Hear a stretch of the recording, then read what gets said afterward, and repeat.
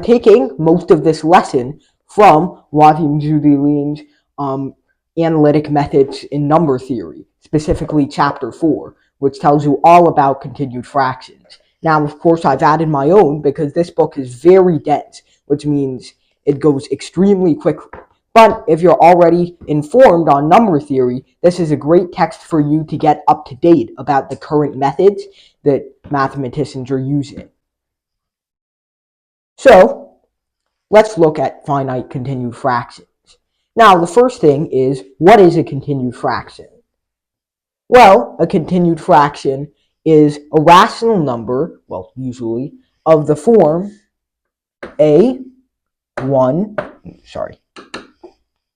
a0 plus 1 divided by a1 plus 1 divided by a2 plus 1 divided by plus 1 over an. So it has to end at some point, right? Any rational number can be represented in this way. And to show you how, we'll get to that in just a minute. But first, how can we convert this back to a regular fraction? Well, that's pretty simple, of course. If we have this, for example, it's pretty simple to convert this back, right? You just get a0 plus 1 over, what's this? This is equal to a1, a2 plus 1 over a2, which is equal to, what is this? This is equal to a0 plus a2 over a1 plus a1, a2 plus, what?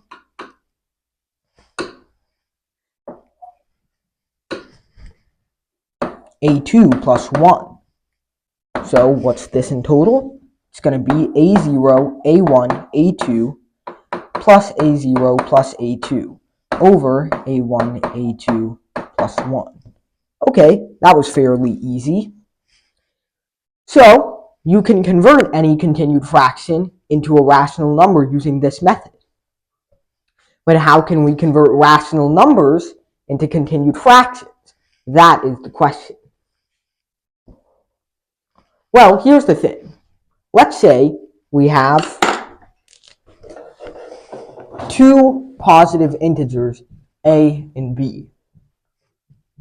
And we have the fraction a over b, which is by definition in the positive rationals.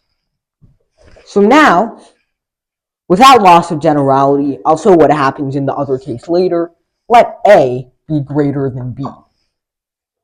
Now, what do? We use long division. Or maybe you can call it the Euclidean, well, yeah, it is the Euclidean algorithm, but it consists of many rounds of long division. So, first you start with a. You divide it by b.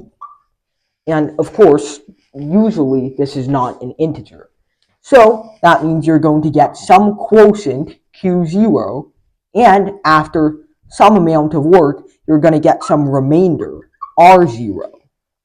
Now, by the definition of the remainder, r0 has to be less than the divisor, b. Why is that? Well, imagine what would happen if r0 is equal to b. First of all, what does this tell us? This tells us that a can be expressed as b multiplied by the integer quotient plus that remainder. And so, if this was greater than b, you could easily just partition it into b times q0 plus 1 plus r0 minus b. This would be the new valid remainder, and this would be the new valid quotient. So this is less than b. We've already established that, right? So now we can express a like this.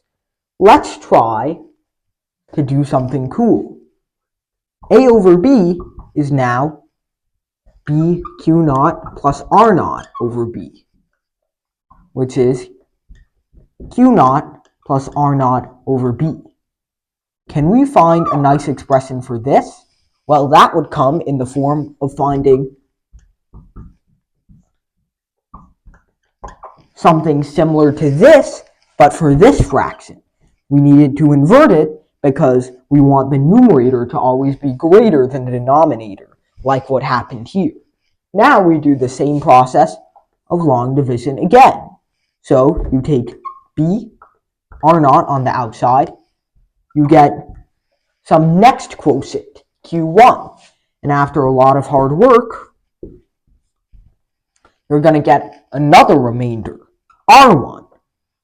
So now b is equal to what? It's equal to r0 multiplied by q1 plus r1. And we can continue the cycle. r1 is equal to r2. Wait a second. So how can we find r0 then? Well, r0 is going to follow the same pattern, right? Because here, of course, this has to be less than the divisor. r1 has to be less than r0. So once we find the ratio r0, r1, what's this going to look like? r0 is going to be able to be written as r1, the divisor, q2, the quotient, plus the new remainder, r2.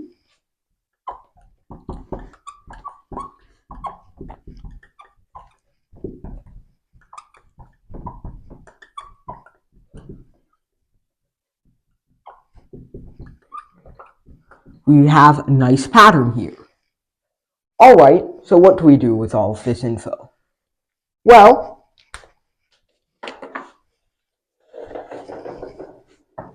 now we had this expression before for a over b, right?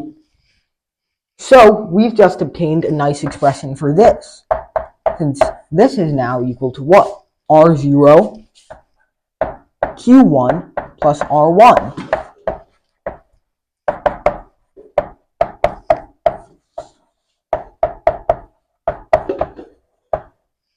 Okay, then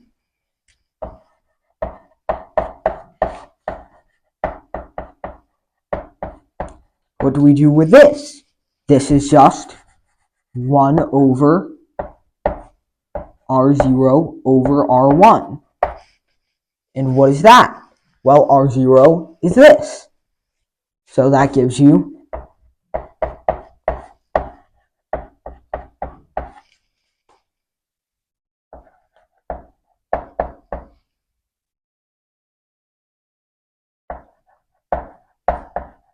and then you can take the reciprocal of this. And I think you'll see a pattern here. This can be written as q0 plus 1 over q1 plus 1 over q2, etc. These are fittingly known as partial quotients, and this is more concisely written as q0 semicolon q1, q2, etc. Now here's something you might notice. Since, of course, r0 has to be greater than r1, greater than r2, greater than r3, so on and so forth, naturally, this implies that at some point we reach a dead end. This number can't exist because, of course, 10 is greater than 9 is greater than 8, ... How many can there really be in this chain? Well, there's one, but r has to be a positive integer, so you don't see much past that. There can only exist 10 numbers in this chain. Just like that, there can only exist, since this is, of course, r0, there can only exist r0 numbers in this chain. But this would be the r0 plus 1th number, which means that at some point, the remainders have to stop, and by extension, the quotients have to stop too.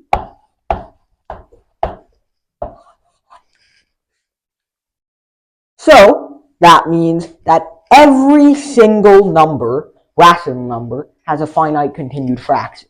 So let's try it on an example. Let's pick 70,007. Oh my goodness. Don't think that has any prime. Oh wait, 7, but can't think of anything else. And I know this is prime because I've used it for a project before. So 70,007 and 991. Okay, so can we turn this into a continued fraction? Well, let's try the method that we just had over here. First, we have to start by writing 70,007 is equal to 991. This is B Q naught plus R naught. Then we just do regular old long division. So let's see what we can do here. Now I bet $1,000 that this is just going to be 991 times 7, the thing that we have to put over here. That's just equal to 7,000 minus what's missing here, 9, so 63, which is equal to 6937.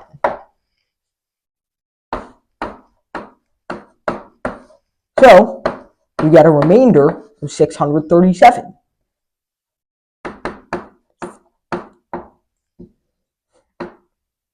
Oh, and what's the quotient? Well, that's just going to be 70. Oh my goodness, my nose. So 991 times 70 plus the remainder 637. This is going to be our first partial quotient.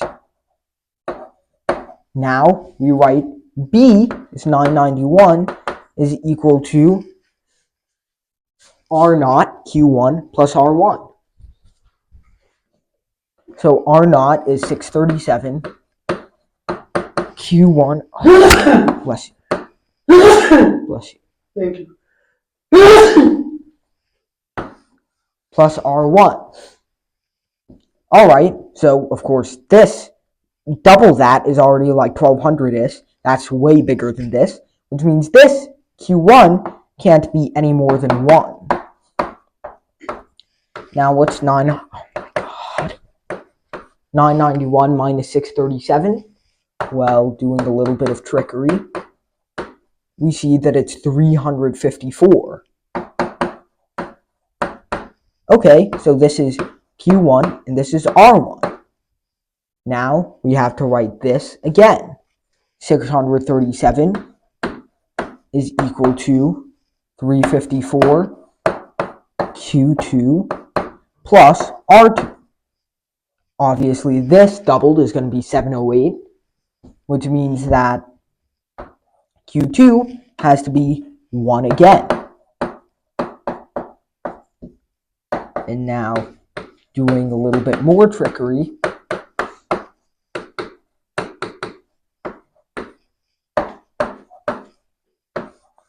you get that the remainder, the second remainder, is 283. So, now, what do we have here? 283 is equal to, wait a second now. 354 is equal to 283. And I mean, what we're seeing here is that just an endless string of ones. Is this just going to be 71, 1, 1 forever? Have I been lied to? Well, let's see. I mean, I actually know beforehand that this ending actually results in the golden ratio, which is irrational. There's no way this can be 1, 1, 1, 1 forever. But, oh, this one. Let's not focus on that. No spoilers, okay? Believe this is Q3. So this is just going to be 1 again.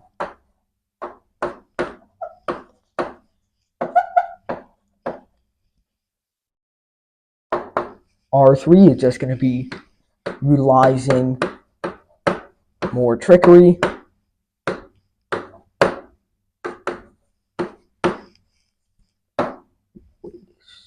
Oh, crap. 2 minus 2 is not equal to 1. So you get 71 as R3. So what are we looking at? Well, now we do the process again. 283 is equal to 71 Q4 plus R4. But wait, there's no way this is 1, right? Because 71 is way smaller than 283. And half of 283 is 141, which means this is smaller than half.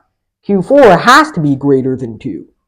So, well, it has to be greater than 1. Could just be 2. Who knows? So, let's try doing it. First thing that comes to mind is, well, you actually just have to do it the normal way. 71 times 2 is 142. 71 times 3 is 213. 71 times 4 is 284. Which means that the most that's going to fit in is 213. So this is going to be